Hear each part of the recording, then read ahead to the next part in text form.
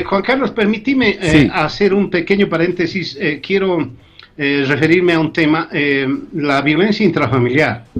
Está, hay muchos feminicidios, hay mucha violencia y hay mucho temor en las mujeres a denunciar porque, bueno, tienen que volver a convivir en el mismo lugar para evitar el coronavirus, etcétera. Pero al margen de las mujeres hay víctimas secundarias o daño colateral a los niños. Estoy en el teléfono con Ninoska Durán, que ha sido durante mucho tiempo panelista del Pentágono. Ella es abogada. Su especialidad son los niños, atender a los niños desde el punto de vista legal. Ha sido una autoridad en el Ministerio de Justicia sobre la defensa de niños, a quien le doy los muy buenos días. Ninoska, ¿cómo estás? La primera pregunta es, ¿me escuchas bien? Te escucho muy bien, Mario. Un saludo a ti, a Juan Carlos y a través de ustedes a su audiencia. Ajá, ¿cómo estás? Me imagino estás en cuarentena. Estamos en cuarentena, sí. No nos queda Ajá. de otra, son medidas sanitarias importantes que hay que cumplir. Pero de todas formas, te veo bastante activa en las redes sociales. Eres de un consorcio de abogados, abogados del niño, y he estado viendo toda la actividad que estás realizando. Contame, ¿de qué se trata eso?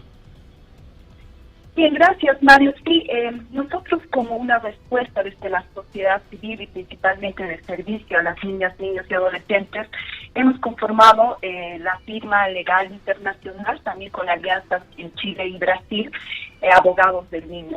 Y actualmente, tenemos base aquí en Bolivia, con cobertura en Tarija, Cochabamba y La Paz. Y justamente a través de la firma es que hemos estado trabajando algunos elementos por la preocupante situación que se está dando en razón del confinamiento, en razón de la cuarentena. Yo recientemente, Mario, estaba revisando un monitoreo de prensa y a finales de abril, y seguro esto porque tenemos ya algunos días de mayo, se habían registrado 1.421 casos de violencia intrafamiliar y las dos tipologías más frecuentes de estos 1.421 casos han sido feminicidios y violencia sexual contra niños, niñas y adolescentes. Y específicamente las víctimas en violencia sexual son niños comprendidos entre 2 a 10 años de edad. Lo más triste de esto, Mario, Juan Carlos, es que los agresores vienen de los entornos familiares de estos niños. Bueno, es obvio, ¿no? Casi es obvio. Claro, antes decíamos a los niños y a las mujeres las violan afuera, pero después y poco a poco, hace varios años, ya se descubrió que el mayor peligro estaba dentro de la casa, por el tío, por el sobrino, a veces por el padrastro, muchas veces por el padrastro o el padre mismo, etcétera, etcétera. Dime una cosa, habrá gente en este instante que nos está escuchando y que por lo bajo está angustiada, la mujer generalmente, y mirando a sus niños que han sido maltratados por el padre, por el conviviente, por el padrastro, por el tío, los niños. ¿Qué deberían hacer esas personas?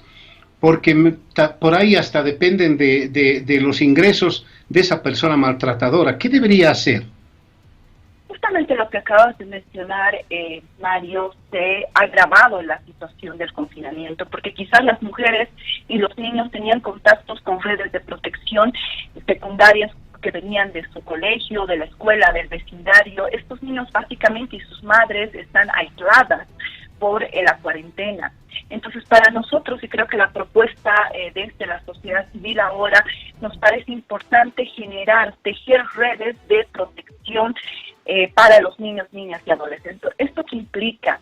Nosotros debemos constituirnos como vigilantes, nosotros somos los vecinos que probablemente podemos escuchar el llanto de un niño, pero además el Estado es el garante del derecho y creo que es el Estado el que tiene que generar las condiciones importantes para poder acercarse y recibir estas denuncias. No debería ponerse la familia o el niño, la madre, las personas violentadas en la angustia de no saber cómo denunciar, sino más bien el sistema de protección debería buscar las formas de acercarse a las personas que pueden estar en este momento en condiciones de vulnerabilidad.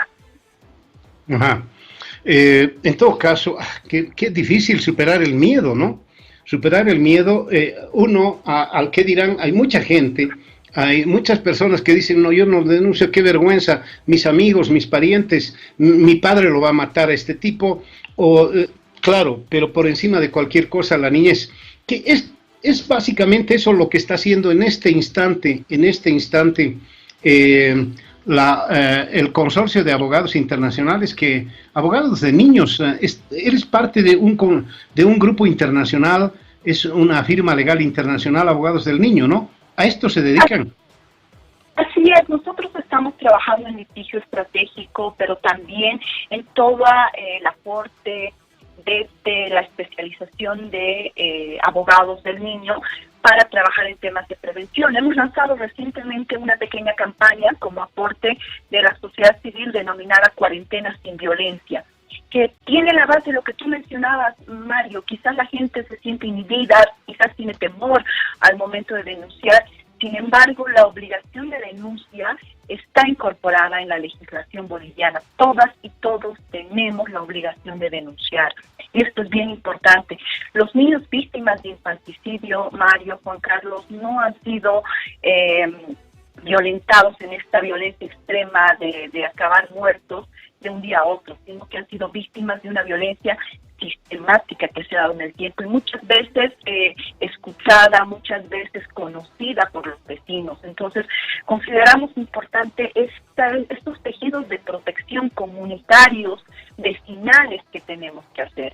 Y vuelvo a insistir, creo que es importante hacer el llamado, así como lo han hecho otros países de la región, para que sea el Estado en todos sus niveles quienes puedan incorporar medidas específicas de protección. Los niños en la pandemia, Mario, no solamente están siendo víctimas de violencia, hay derechos que han sido suprimidos, como el derecho a la educación, por ejemplo, ¿no?, que está limitado, está restringido.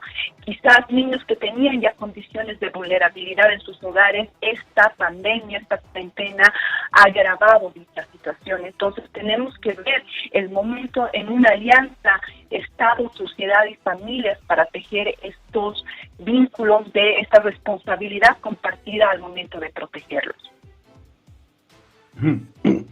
Saludos. Sí, Juan Carlos. ¿Cómo te va? ¿Cómo te va? Bien, no deja de ser complicado, ¿verdad? No deja de ser complicado por una realidad que nos ha marcado al país, Ninosca, no solamente en tiempo de cuarentena, sino el año pasado ha sido un ejemplo claro de, caramba, cifras terribles en cuanto a violencia intrafamiliar, feminicidios, violencia contra niños, niñas, violaciones, bien, datos espeluznantes, de verdad. ¿Qué tipo de política, qué tipo de acción, qué tipo de situación podría hacer cambiar este comportamiento social en Bolivia?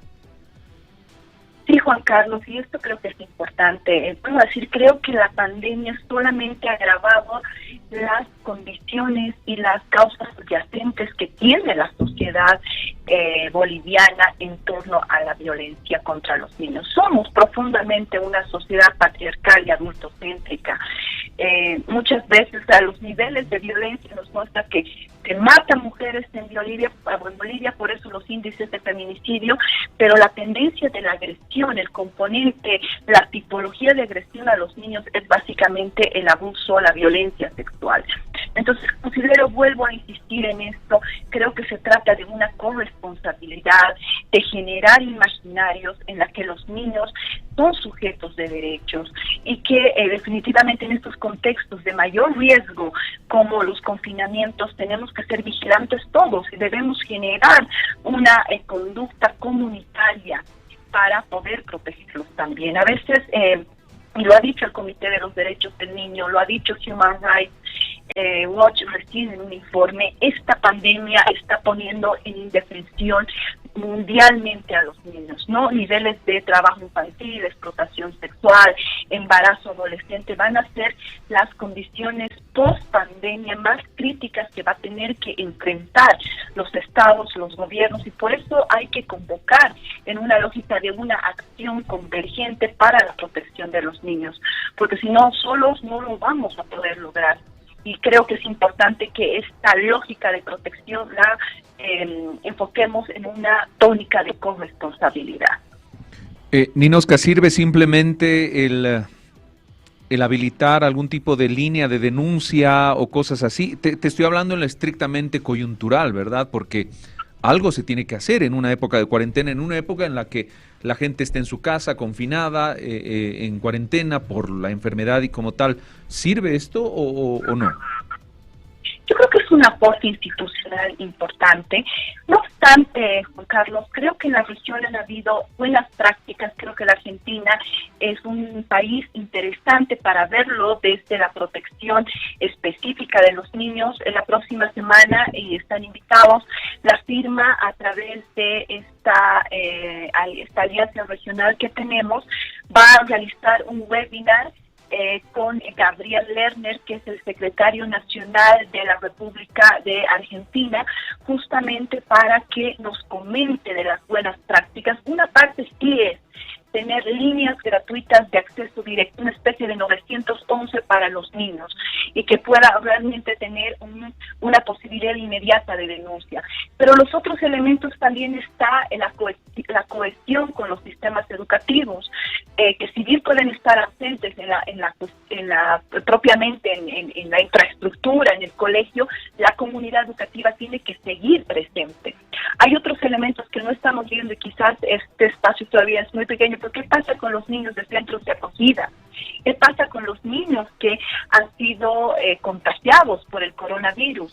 Evidentemente se dice que no son vectores de contagio, que no están en una población de riesgo, pero en Bolivia ya se han detectado niños contagiados con el coronavirus.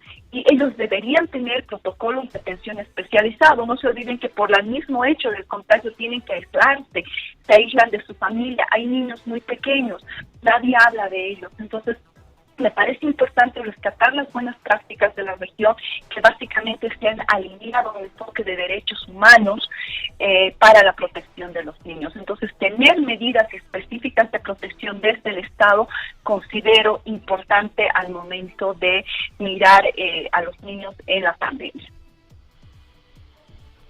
Bien, Ninosca, te agradezco mucho este contacto. La verdad es que lo urgente se suele sobreponer a lo importante, y lo importante son los niños en esta situación, las mujeres, que son en el 99% de los casos las víctimas de esta situación, los niños víctimas, en algunos casos directo, otras cosas colateral. Te agradezco, es decir, agradezco en todo caso que haya gente como tú que se sigue dedicando a esta situación desde otra perspectiva, desde las limitaciones que da el coronavirus, pero bueno, gran trabajo, Ninosca. Mario, Juan Carlos, muchas gracias por el espacio, porque considero que esta también es una forma de visibilizar la problemática y hacer una convocatoria social y comunitaria para proteger a las niñas y los niños en Bolivia. Muchas gracias. Un abrazo, Nino. Un saludo, gracias. El tema este de la pandemia y los niños, da para todo, ¿no? La pandemia y las mujeres, la pandemia y los feminicidios, la pandemia y los niños, la pandemia y el maltrato a los niños, la pandemia y la economía, la pandemia, de todo, pero en el marco de la economía